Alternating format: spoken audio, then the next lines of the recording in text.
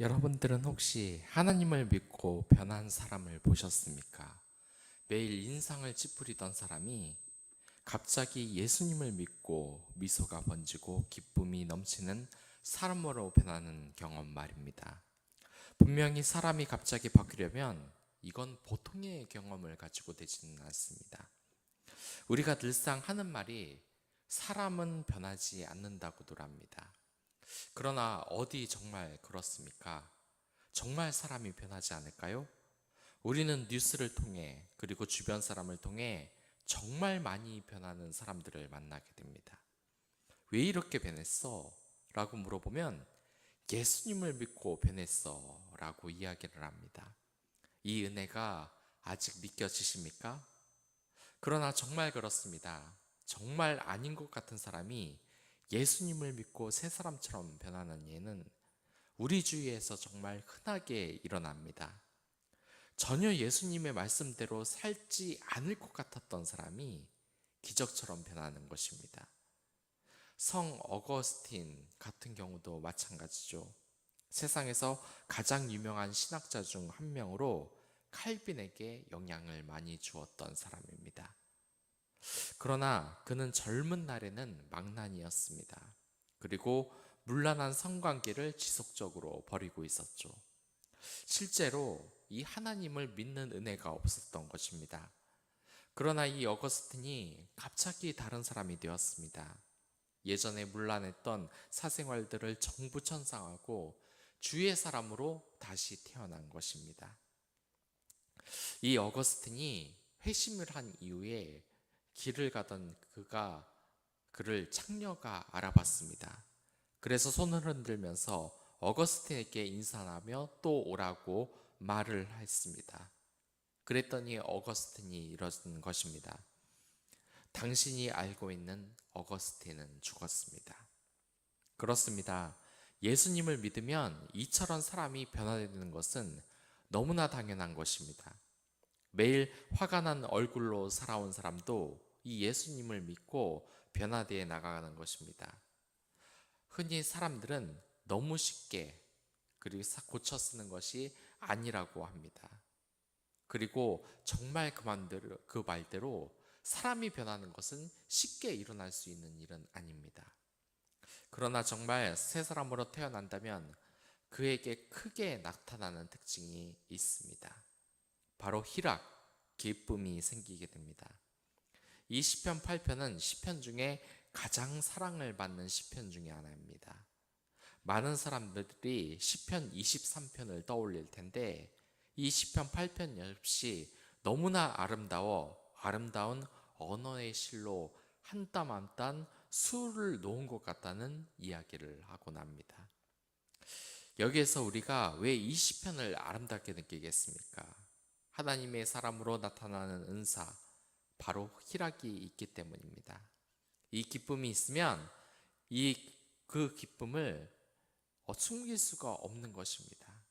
그 기쁨은 나와 무관한 것이 아니에요.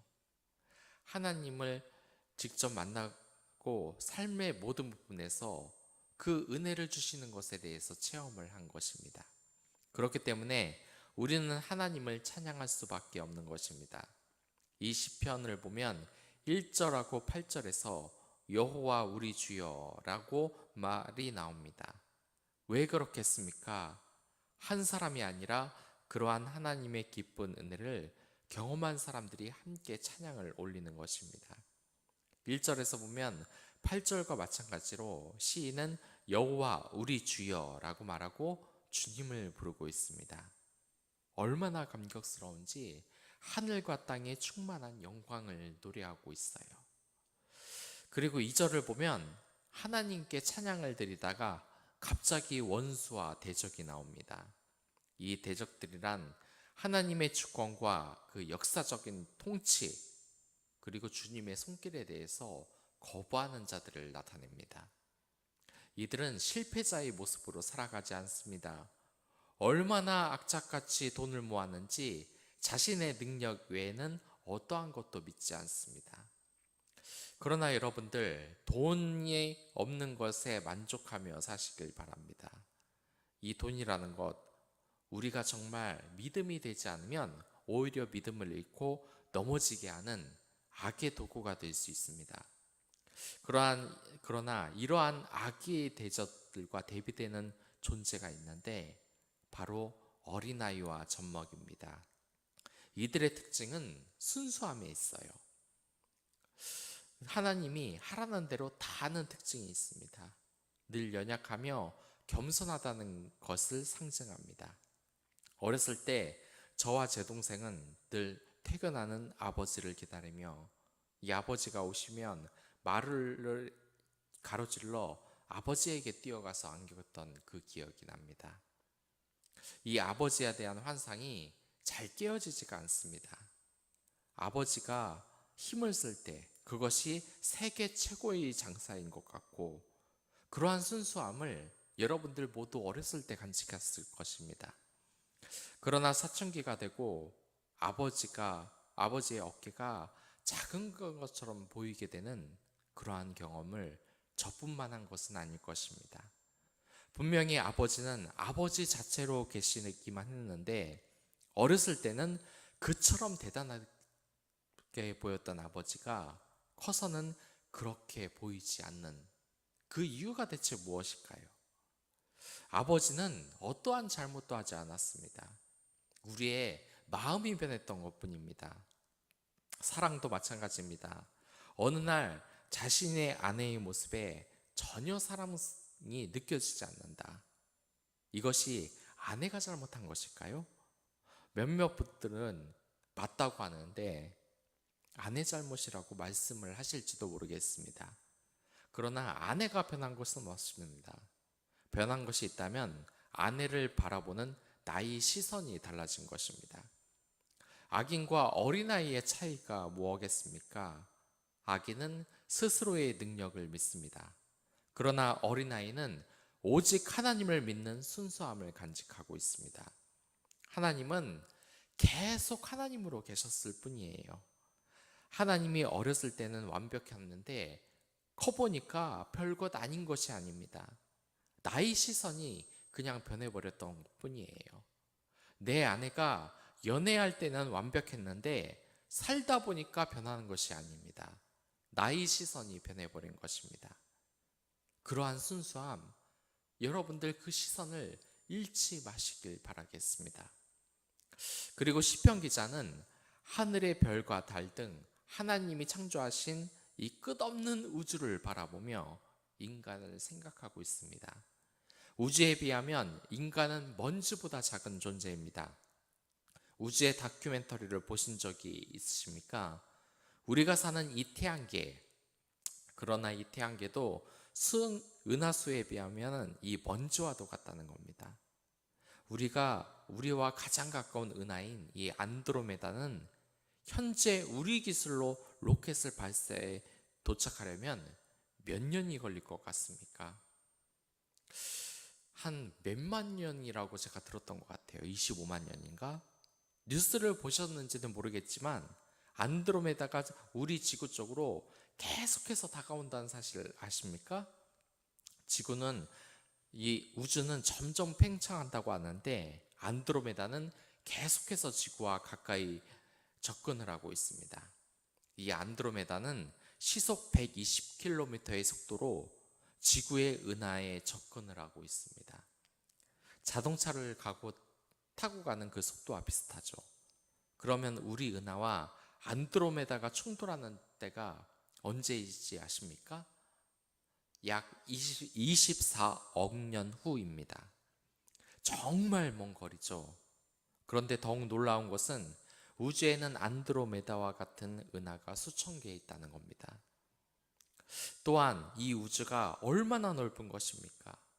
그래서 이 우주를 연구하는 과학자들은 이 자연을 보며 경외감을 가질 수밖에 없는 것입니다. 이 하늘과 별과 달을 보면 우리가 왜 이렇게 먼지 같은 지구에서 작은 욕심을 놓지 못하고 또한 전쟁을 일으키며 사는지 자연에 대한 경외심이 생긴다고 합니다.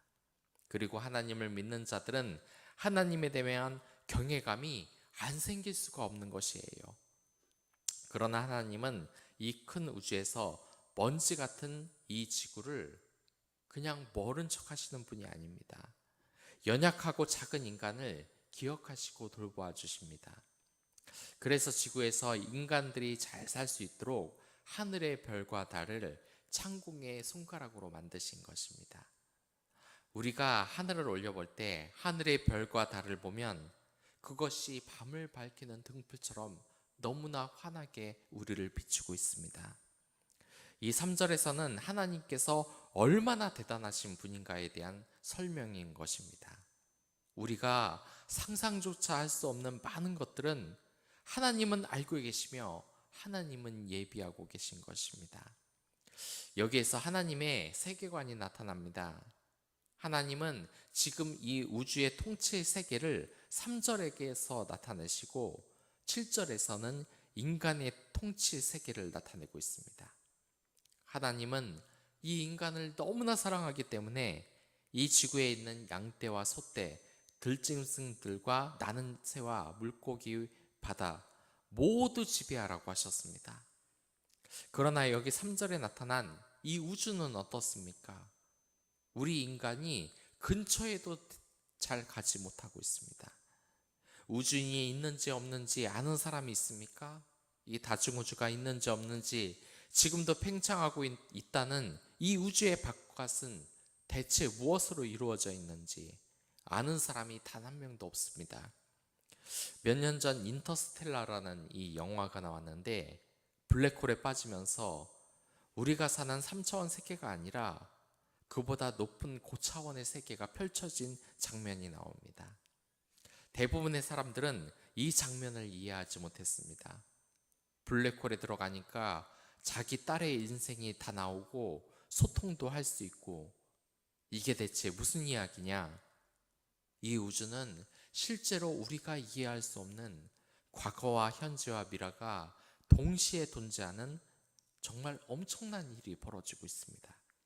이 우주를 이해한다면 하나님의 일부도 이해한다는 말입니다. 그러나 우리의 이 지식 수준으로 감히 하나님의 수준에 이를 수 있겠습니까? 우주의 신비도 단 1% 정도도 제대로 풀이를 하지 못하는 것입니다. 아시겠습니까? 이 시편이 써질 때 시인은 밤하늘의 별을 보면서 하나님에 대한 이 경외감을 느끼면서 시를 썼습니다. 이 시의 아름다움이 왜 묻어나올 수 있겠습니까? 바로 두려울 정도로 넓은 이 우주를 하나님이 통치하신다는 사실을 알게 되었기 때문입니다. 지금도 우주 여행을 실제로 할 수 있는 그런 패키지가 있다고 합니다. 너무 비싸서 우리가 꼭 할 수는 없겠죠. 그러나 한 번 갈 수 있다면 꼭 가는 것이 좋을 것 같습니다. 잠깐 지구 밖을 나가는 것만으로도 여러분들은 하나님이 만드시고 지배하시는 이 우주를 보는 것만으로도 하나님이 얼마나 위대한 분인가 알 것이기 때문입니다. 루이 암스트롱이 달에 착륙하여 지구를 보고 하나님의 놀라운 창조 능력에 감탄했던 그 감동을 이 시연은 지금 느끼고 있는 것입니다. 그리고 4절을 보면 이제 10점이 훨씬 좁아집니다. 3절에서는 우주에 많은 것이 나왔어요. 우리가 알지 못하는 하나님의 넓은 세계를 보고 경외감을 느끼게 합니다. 그러나 이제 4절을 보면 사람이 중심이 되어 나옵니다. 이 영원할 것 같은 우주에 비해서 인간이 얼마나 나약한지 이야기를 합니다. 여기에서 나타나는 인자의 특징이 무엇입니까? 언젠가는 죽어버릴 그 운명을 아니겠습니까? 이 우주의 이 파노라마를 볼 때 시인은 하나님의 위대함을 알게 됩니다. 그리고 동시에 인간이 얼마나 작은 존재인지 알게 됩니다. 그리고 우리가 알아야 할 것은 바로 우리가 하나님의 세계에 가기만 한다면 우주의 이 모든 비밀도 알 수 있고 하나님에게 우주의 신비, 영원한 삶에 대한 그 비밀을 알게 되고 참여하게 된다는 것입니다.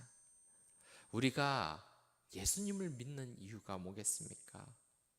마음의 위로를 받으려고? 아닙니다. 어떤 사람은 기독교를 가지고 자비라고 이야기를 합니다. 그러나 이것은 믿음에 대해서 너무나 잘못 생각하고 있는 것입니다. 기독교를 믿는 것은 자비가 아니라 구원을 받으려고 영원히 살기 위해서 믿는 것입니다. 구원이 없는 기독교 신앙은 믿을 필요가 없는 것입니다. 특히 우리는 하나님을 믿게 되고 나중에 종말이 올 때 새하늘 새 땅에서 영원히 죽지 않는 영혼과 육체를 가지게 됩니다. 너무 기대되지 않습니까? 아무리 뛰고 날아다녀도 이 체력이 지치지가 않아요. 더 이상 나이를 먹는 것도 아니고 죽지도 않습니다. 말 그대로 무적의 몸을 가지게 되는 겁니다. 그러한 일이 어떻게 가능하냐고요? 이 우주를 보십시오. 이 우주는 영원토록 지속이 되고 있습니다. 하나님이 이미 우주를 만드셨는데 우주의 먼지 같은 우리를 영원히 살게 하지 못하겠습니까? 그러니 그리스도인이라면 그 미래를 보고 사시길 간절하게 부탁드립니다. 이 교회에 오는 것이 그냥 마음의 위로가 돼서 오는 것이 아닙니다. 만약 야구장에 가서 야구는 하나도 안 보고 치어리더만 보고 오면 어떻겠습니까? 이 본질을 잃어버리는 게 아니겠습니까? 경기를 봐야 본질을 보는 것입니다. 이 기독교 신앙도 마찬가지입니다. 지금 시인은 엄청난 감동의 도가니에 빠져 있습니다. 밤하늘을 보고서 그 경외감을 느끼고 반면에 인간이 얼마나 연약한지 실감하고 있습니다. 아직도 이러한 감동이 없으십니까? 기도하십시오. 분명히 주십니다. 그리고 5절에서 보면 하나님은 인간을 하나님보다 조금 못한 존재로 창조하셨다고 합니다. 이게 인간 창조의 위대함이라는 겁니다. 사람은 정말 소중해요. 저는 동물을 굉장히 좋아합니다. 강아지도 좋아하고 고양이도 좋아해요. 그러나 동물을 좋아하지 않는 그리스도인을 자주 보게 되는데 그들이 한결같이 말을 하더라고요. 사람도 아니고 저렇게 애지중지하게 키우고 좋은 거 먹이고 병원에 보내고 동물 유치원에 보내고 동물 심심하지 않게 비디오 만들고 이건 잘못된 거야. 사람이 아니잖아. 라고 말합니다. 물론 동물을 좋아하는 저로서는 그것이 잘못이라고 생각하는 것은 너무 극단적이라고 생각합니다.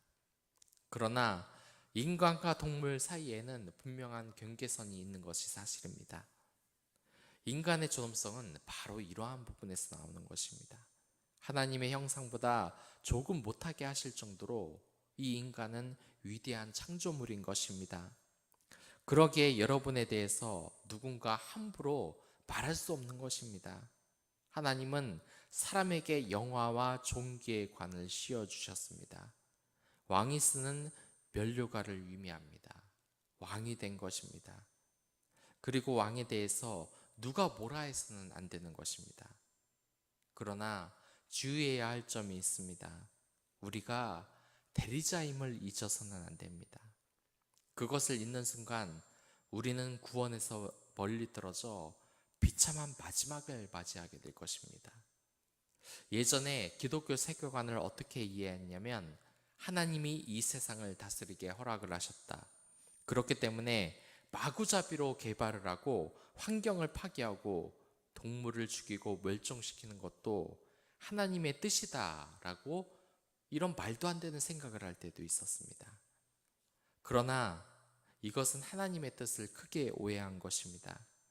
이 지구에 있는 모든 것들은 우리의 것이 아니라 하나님의 것을 우리가 잠시 맡아놓고 있을 뿐입니다.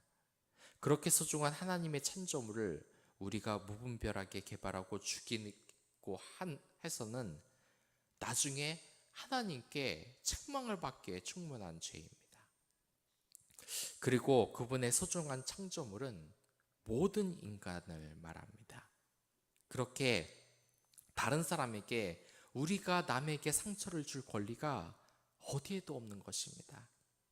우리는 이미 하나님이 대리자로 뽑은 왕입니다.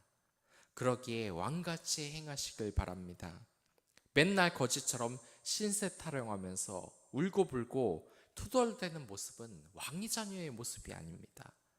그러한 왕이 자녀가 있다는 왕은 이 화가 날 수밖에 없어요.